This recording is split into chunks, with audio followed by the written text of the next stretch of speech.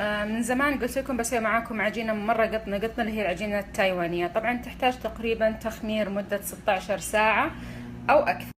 من زمان قلت لكم بسوي معاكم عجينة مرة قطنة قطنة اللي هي العجينة التايوانية. طبعا تحتاج تقريبا تخمير مدة 16 ساعة أو أكثر، بس هي جدا جدا سهلة. كل ما راح أحتاجه في البداية حق اليوم، بس حق اليوم بحتاج طحين، ماي، ومقدار قليل من الخميرة. اللي راح أسوي راح أخلط كل هذه المواد. هذا حطيتهم مع بعض، راح أبدأ أخلطهم إلى أن تتجانس كلها مع بعض. هذه خلطناها الآن وصارت جاهزة بهذا الشكل وهذا القوام. هذا قوامها، شوفوا هذا هو. الآن راح أغطيها وأخليها تتخمر ساعة برا، يعني في الجو العادي. هذه غطيتها بخليها ساعة الآن تتخمر. بعد ساعة راح أدخلها الثلاجة. راكم كيف شكلها. بعد ساعة راح أدخلها الثلاجة لمدة 16 ساعة أقل شيء. طبعا أكيد راح أفتحها أنا بكرة بإذن الله الصباح وأكمل شغلها معاكم. اللي حابة تجهزها معي عشان بكرة نشتغلها مع بعض، راح نحط هذه العجينة، عجينة التخمير الأولى بهذا الاسم. كبشوا الصورة الجاية. صبحكم الله بالخير. اللي جهزت عجينتها أمس، هذه اللي سويناها، تطلعها من الثلاجة وتخليها بحرارة الغرفة وتبدأ تجهز أغراضها. ايش اللي راح تحتاجه؟ بتحتاجون نص اصبع زبدة اللي هو 50 جرام زبدة.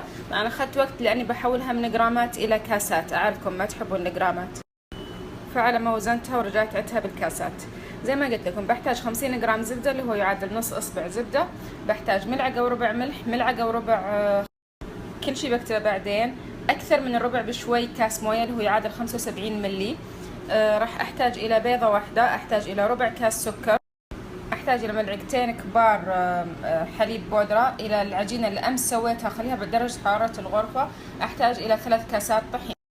عجينتي هذه الامس لا زالت موجودة في الستوري وكيف سويتها، بس مقاديرها كانت ثمن ملعقة خميرة وكاس طحين و3/4 كاس موية. نسويها ونخليها ساعة، وبعد ساعة داخلها الثلاجة 16 ساعة أو يوم. من الاستفسارات اللي جتني، ما حتطلع ريحة الخميرة؟ ما حتصير ريحتها يعني خميرة واضحة والتخمير واضح؟ مستحيل أبدا تطلع ريحة الخميرة. ليش؟ كثير أسئلة تجيني على نفس التكنيك لما أسوي البيتزا أو غيرها، البيتزا على الطريقة الإيطالية الأصلية. عموما ليش ما راح تطلع ريحة الخميرة؟ أولا كم مقدار الخميرة اللي انت حطيتيه؟ مقدار الخميرة ثمن يعني شيء ترى تقريبا شبه لا يذكر. الشيء الثاني وين تخمرت بالثلاجة، يعني قعدت ساعة برا اللي هو الوضع الطبيعي في حرارة الغرفة، بعدين دخلت الثلاجة لفترة من الزمن، راح تتخمر ببطء شديد جدا لأنها أصلا قليلة. طيب نبدأ نعجن بالطريقة العادية. بخلط جميع المكونات مع بعض ما عدا الزبدة، راح تكون آخر شيء. بحط كل المكونات مع بعض وخليها تنعجن. بقول لكم معلومة دائما أقولها في العجين، شوفوا حطيت كل شيء بس الملح ترى ما حطيته. الملح ينحط بطريقتين على أساس أحصل على تخمير جيد. الطريقة الأولى اللي أحط فيها الملح، إما إني أحط الخميرة هنا والملح هنا، يعني كل واحد فيهم في جهة، وأعجن ما يصير الملح فوق الخميرة. الملح وكميته، يعني التزموا بالكمية اللي أنا أعطيكم إياها بالضبط. الملح وكميته هي تساعد في عمل العجين، يعني بيفرق جدا لما أحط مثلا ملعقتين ملح وملعقة خميرة، بيفرق. راح تقل عمل الخميرة وبتحتاج وقت تخمير أطول وبتحتاج تكنيك أكثر. هاي التكنيكات البسيطة تفرق. لما تجي واحدة تقولي ليش عجينتي تخمر، عجينة فلانة تخمرت وعجينتي لا، ليش عجينتي طلع لها ريحة وعجينة الثانية لا؟ الملح له دور. طيب التكنيك الثاني اللي هو احتمال كبير اني اسويه، اللي هو بعد ما تعجن ب3 دقائق وتتكون عندي عجينة اضيف الملح. خلاص بعد 3 دقائق. ما عندي اي مشكلة باي تكنيك اسوي، ممكن اسوي هذا ممكن اسوي هذا. متدرباتي اللي اخذوا معي دورات في العجين كذا لما ننقسم مجموعتين، مجموعة تحط الحين ومجموعة تحط بعدين، ونلاحظ النتيجة. أنا عادي ما عندي مشكلة. راح أحط جميع المقادير زي ما قلت لكم. الملح بحطه بعد 3 دقائق من العجن، والزبدة في الأخير برويكم متى. حطيت جميع مقاديري. هذه العجينة اللي أمس سويتها، طبعا هذه ترى هي سر الطراوة، تعمل كعمل محسن. راح تطلع لكم عجينة طرية. أنا الآن مو عارفة إيش أسوي فيها، هل أسويها سينامون، هل أسويها فطاير، للآن ما أدري، بس أنا سويتها علشانكم بصراحة. خلونا نكمل. بقى عندي بس الزبدة والملح، هذا خلاص خلص. بقى الزبدة والملح والماء. الماء بحطه بالتدريج بعد شوي. حط حطيتها الان بالعجانة.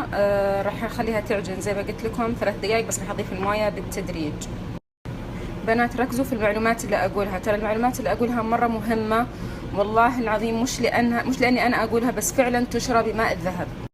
هي اساس المعجنات، يعني كل يومين قاعدين تطلبوني دورة معجنات، ترى قاعدة اعطيكم اياها مجانا. فالمعلومات اللي اقولها مرة مهمة. هذه شغلناها،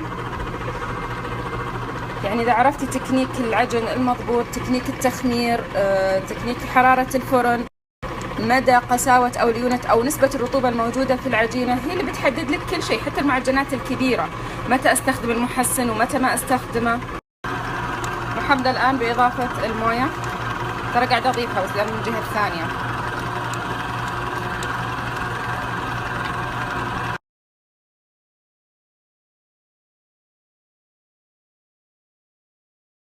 طبعا ما خلصنا عجن من ايضا الاسطان. الان ايش اللي راح اسوي؟ هذا الملح شوفوا توني احطه، بخليها تعجن. راح اخليها تعجن لمدة 7 دقائق 8 دقائق.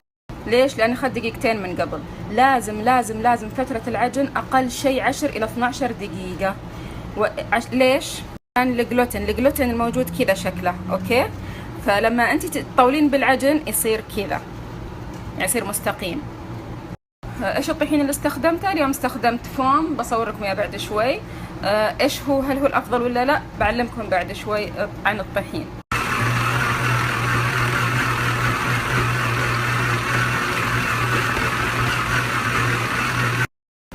خلصت عجينتي يا بنات، كذا راح يكون قوامها. تراها لينة بس في نفس الوقت شوفوا ما تلصق في يدي، شايفين؟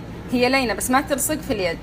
الان اخر مرحلة، طبعا راح اشغل العجين بس على هذه شوي، معلش صوت تحملوه. راح اضيف قطع الزبدة قطعة قطعة، عشان كذا انا قطعتها مربعات. بزيد السرعة شوي والصوت شوي مزعج. وهذه عجينتي كذا قوامها، شايفين؟ مرة زينة وما تلصق في اليد ولينة، معناها تكون عجين جدا طرية. راح ابلش بس اعجنها بيدي عشان اتأكد ان الزبدة كلها متجانسة او كذا كويسة. هذه عجينتي اللهم بارك صارت جاهزة. اللي راح اسوي بغطيها واتركها في حرارة بين 25 إلى 28 درجة مئوية لمدة ساعة، او الى ان تتضاعف في الحجم وتصير دبل سايز. اذا كان الجو بارد راح تحتاج اكثر من ساعة. يلا بحط لكم المقادير بعد شوي. هذا عجينتنا فطير اللهم بارك، خمرت وكل شيء. راح اعجنها واقسمها اقسام واكورها. رشيت شوي طحين وراح اعجن زي ما انتم شايفين.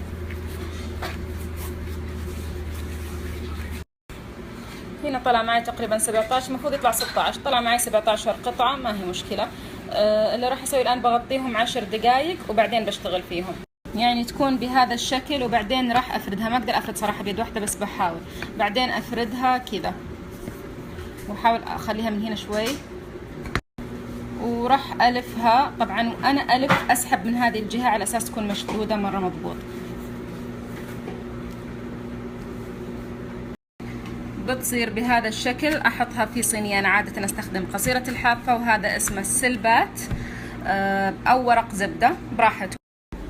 هنا خلاص ما شاء الله تبارك الله خلصتهم كلهم. راح اخليهم الان اغطيهم واخليهم ساعة، بعدين بدهنهم بالبيض.